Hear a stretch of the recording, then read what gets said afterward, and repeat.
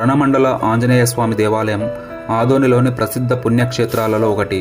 ఇది హనుమాన్ జయంతి మరియు ఇతర ప్రధాన పండుగల సందర్భంగా సమీపంలోని ప్రాంతాల నుండి పెద్ద సంఖ్యలో పర్యాటకులను ఆకర్షిస్తుంది.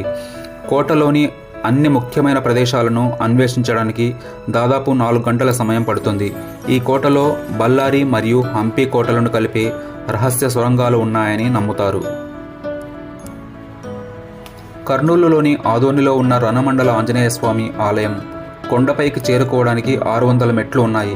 గుడి ద్వారాలు లేనందున ఎల్లప్పుడూ తెరిచి ఉంటుంది. సంతాన ఆంజనేయ స్వామి ఆలయం కొండ శిఖరం మధ్యలో ఉంది. శ్రీరాముని నిద్రను భంగపరిచేందుకు ప్రయత్నించే రాక్షసులను యుద్ధంలో ఆంజనేయ స్వామి సంహరించిన ప్రదేశం ఇదేనని ప్రతీతి. అందుకే ఈ ప్రాంతానికి రాణా మండలం అనే పేరు వచ్చింది. ఇక్కడ రాణా అంటే యుద్ధం మరియు మండలం అంటే ప్రాంతం. ఇక్కడ ఆంజనేయ స్వామి స్వయంభూగా వెలిశాడని ప్రతీతి. శ్రీ